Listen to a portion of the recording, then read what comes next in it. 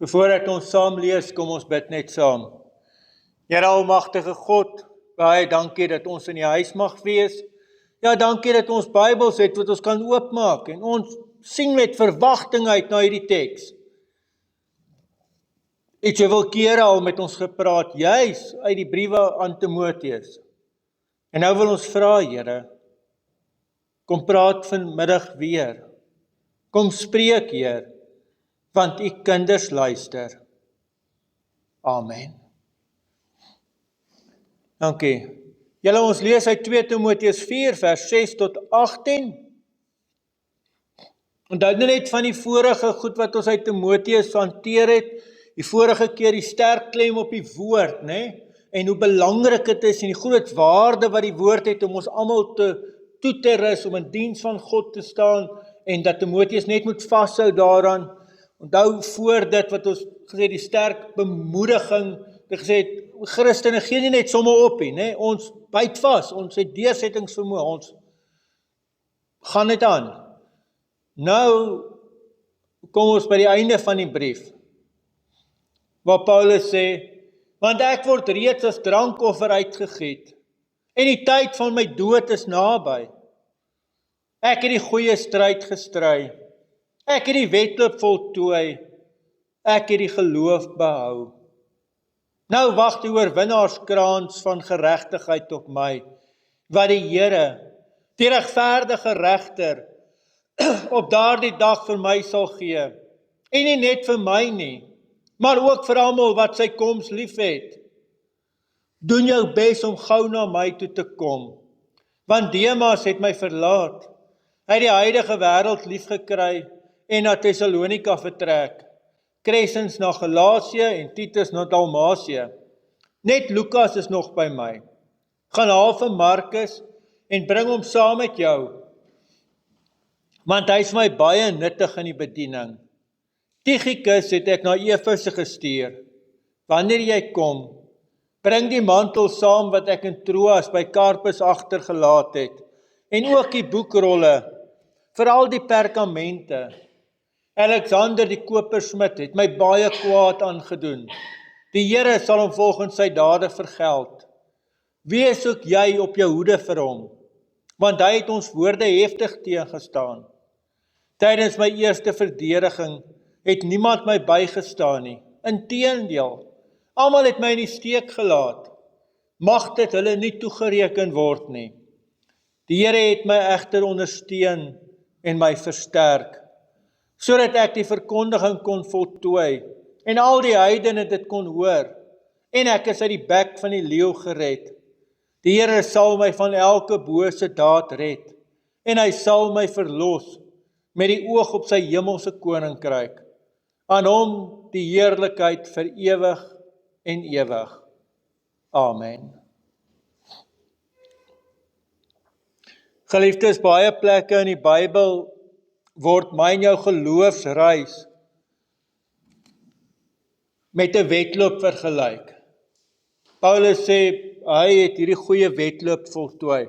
Nou wanneer ons dan dink aan wedloop, moet jy nou nie dink aan 'n 100 meter of 200 of 400 meter sprint nie. Hy praat, ek dink jy hulle het eintlik in hulle tyd soeke wedlope gehad nie. Hulle het lang baie marathonne gehardloop.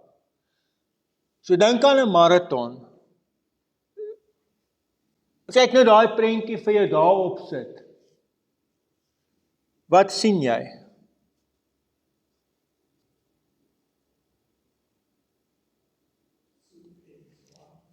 Sê gebeur? Sweet en swaar kry, ja? Ja, nee. Ja, dit is also opdraand. Ek het hom 'n paar keer gehardloop, ek weet. Jou moed sak sommer in jou skoene as jy daar aankom. Dit is nie altyd 'n maklike wedloop nie. Praat nou van die wedloop van die lewe. Nee? Daarom op die foto is dit baie mooi geïllustreer. Die meeste van daai mense loop. Sien julle? Maar hulle is te moeg. Hulle kan nie nou meer hardloop. Hulle loop nou. Maar hulle loop. Hier is 'n paar waarhede dink ek wat die Bybel vir ons wil leer oor hierdie beeld van 'n wedloop. As ek en jy hierdie beeld van 'n wedloop gaan gebruik en dit op ons lewens toepas, die eerste ding is dat ek en jy moet 'n spulgoed agterlos. Kyk gou daar. Daai mense het nie 'n spulbagasie nie. Hulle dra nie swaar tasse saam nie. Hulle het ook nie allerhande baadjies en togas wat die dominees dra en allerhande goed saam nie, né? Hulle gaan so lig as moontlik. Jy moet jou losmaak. Nou die Bybel was seker meer goed, maar is twee goed waarop ek klem lê vanaand waarvan ek en jy ons moet losmaak. Die een is, Paulus skryf op 'n ander plek, maak jou los van die sonde. Maak jou los daarvan, dit gaan jou terughou. So jy moet baie mooi na die Here toe gaan en sê, Here, watter sonde is daar wat ek my van moet losmaak? Wat ek mee moet breek dalk? En julle partykeer nie eers sonde nie, partykeer is daar net 'n slegte gewoonte. Maar dis nie goed vir jou gees nie. Breek dan met, al is dit nie noodwendig sonde nie. Jy kan nou debatteer, is dit sonde, is dit regtig sonde? Los die debat, vra die vraag, is dit opbouend vir my gees? Is dit opbouend vir my lewe? Is dit opbouend vir my verhouding met die Here? Hierdie atlete het almal spulgoed prys gegee om daar te kan hardloop, wat nie noodwendig verkeerd is, né? Maar terwille van die fokus, terwille van die wedloop, gee hulle dit prys. So die een ding wat jy moet gaan kyk is, wat is daar wat ek in my lewe mee moet breek? As daar iets is, vra die Here om dit vir jou uit te wys deur sy gees. Die tweede ding wat ons terughou, is bindings. En ek wil oor een binding vanaand praat. Ek en jy het 'n verantwoordelikheid voor God om mense te vergewe. Ek lees vanoggend weer die bergpredikasie, daar Matteus 5, 6 en 7. En ons baie geleerdes wat sê, dis eintlik Jesus se herinterpretasie van die wet. Hy kom pas eintlik die wet toe op ons situasie vandag in daai bergpredikasie. Sê, dis hoe dit lyk vir Nuwe Testamentiese gelowiges. En dan in dit leer hy hulle om te bid. En in die Ons Vader gebed lees ons, vergeef ons oortredinge, soos ons hulle vergewe, wat teen ons oortree het, né? Wat teen ons skuldig staan. En dan word dit afgesluit met 'n verskriklike woord vir my. Daar staan, as julle mense hulle oortredings vergewe, dan sal julle hemelse Vader julle ook vergewe. Maar as julle mense nie vergewe nie, dan gaan julle Vader julle ook nie vergewe nie. Jogg, julle, dis 'n verskriklike woord.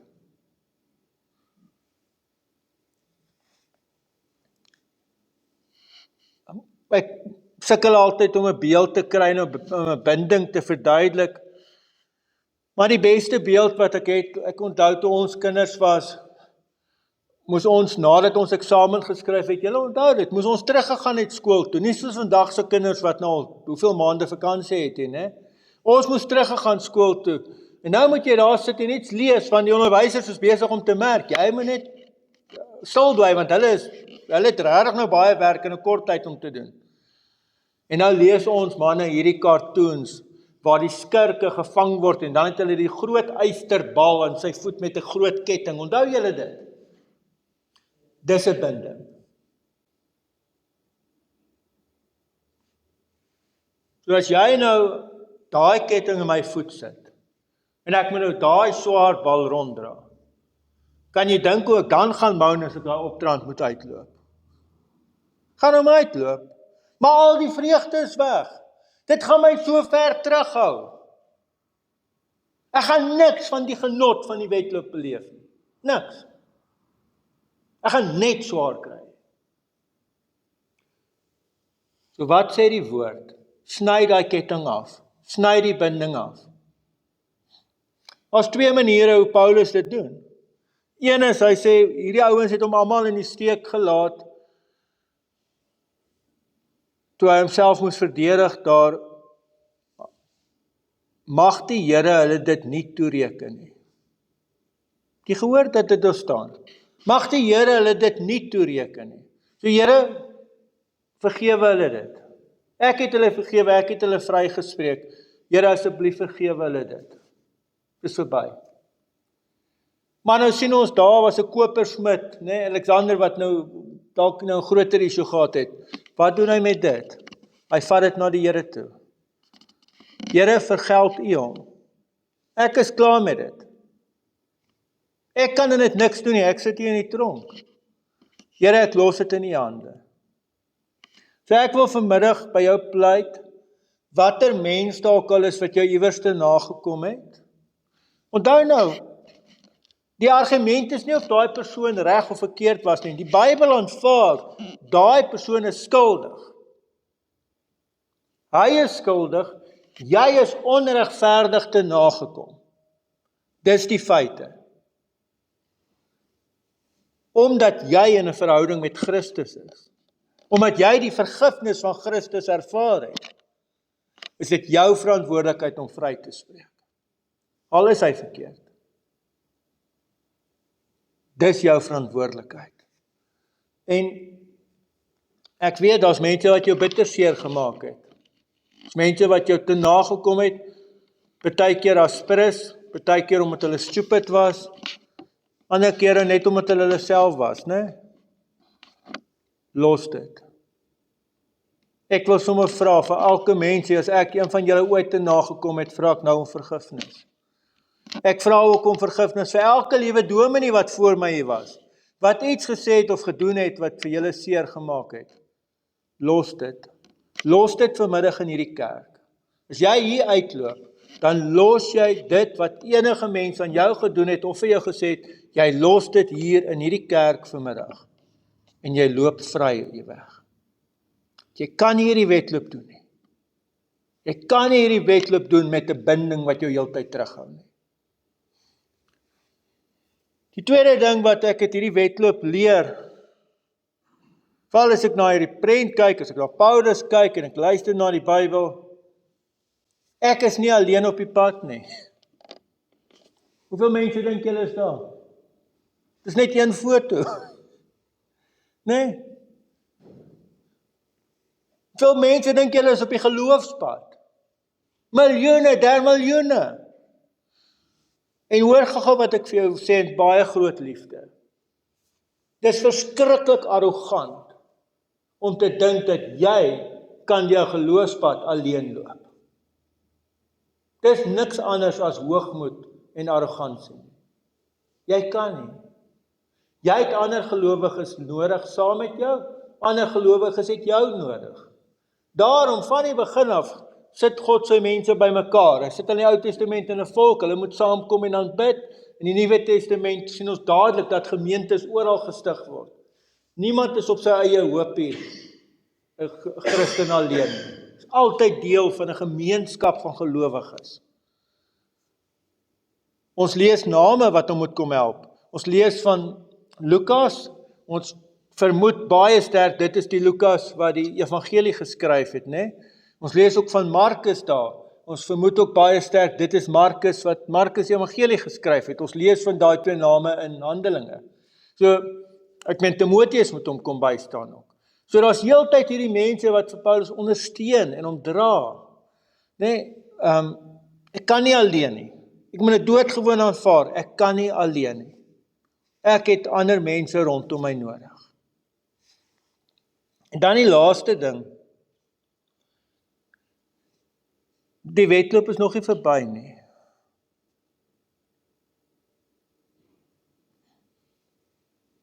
Hierdie foto is nie ver van die einde afgevat nie. Jy tragies gaan dit wees soos daai ou nou daar stop. Jy al gesien as daai mense op die gras kom, né? As jy dit kyk op TV, dan val hulle. Ek weet hoekom dit gebeur. Jou knie gee onder jou, want jy kom nou skielik na die harde grond, kom jy op sagte gras en dan voel jy daar gaan dit. Dan kruip hulle verder. Maar stop jy nie. Totdat ons by Christus kom. Paulus sê, hy sien klaar Christus met die oorwinnaarskroon wat wag vir hom. Dit is so naby ons aan die eindstreep is. Net daai bietjie nog. En nou is daar 'n paar goed wat ek en jy moet uitklaar met mekaar. Paulus is hier, en hy sê, hy weet sy dood is naby. Wat moet Timoteus soms saambring? Die mantel, en of aan 'n jas, want dit is vrek koud daar, in die tronk is nat en koud, hy gaan dood van die koue, hy wil daarom op 'n ander manier dood gaan, nou nie verkleim nie, so hy moet net wil die mantel hê, maar behalwe dit moet hy die perkamentrolle bring. Hy moet die boekrolle bring. Paulus gaan nog 'n stuk werk doen, hy gaan nog iets vir die evangelie skryf, tot die dag wat hy tereggestel word. Daar word vertel dat die bekende dominee Murray, Andrew Murray, het huisbesoek gedoen by ou tannie. En toe sy nou van vertel hoe sy nou oud is en nou klaar gewerk is vir die kerk, toe sê hy vir haar, weet tannie wat, ek en mevrou dominee het ook so 'n bediende gehad, wat altyd wou loop voor die werk klaar was. So jy moet baie mooi gaan vra, hoekom hou die Here my nog aan die lewe? Ek het gister 'n begrafnis gehad van iemand wat baie jonger is, die meeste van julle is. Man vir wie ek baie lief geraak het, daar sy roudiens. Ek het uit daai diens uit geloop, nog voordat ek die eerste koffie by die familie kon drink. Toe lui my foon, toe sit ek seun wat my bel, toe sy ma in die ouete huis oorlede. Tannie Jeanette, Rose Street, so van. So Duitse tannie gewees. Jy moet besef, ek en jy is hier op genade tyd. Hoekom? En ons is gelowiges. Ons weet wat wag vir ons in die hemel. Ons weet stukkies van dit. Maar die bietjies wat ons weet, is genoeg om ons te laat uitsien daarna. Om ons te laat besef, wow, dit gaan ons nou hoeveel keer beter daar wees. Hoekom hou die Here my dan hier? Want jou werk hier is nog nie klaar nie. Dis so eenvoudig soos dit. Jou werk hier is nog nie klaar nie. Jou wedloop hier is nog nie voltooi nie. Moenie stop voor die einde nie. As jy moeg is, rus. Moenie stop nie. Rus. Drink iets, eet iets, gaan weer aan. Maar ek stop nie. Want ek weet wat wag op my. Ek weet van die oorwinnaarskroon wat Christus, en nie net vir my nie, sê Paulus, maar vir elkeen wat hom lief het, vir elkeen wat uitsien na sy koms. So omdat ek na daai oorwinnaarskroon kyk, sal ek nog aangaan. En sal ek voluit werk vir die Here, en voluit vra, Here, hoekom is ek nog hier? So mag jy dit ook met die Here gaan uitklaar. Amen. Kom ons bid saam. Here almagtige God, baie dankie ook vir hierdie teks.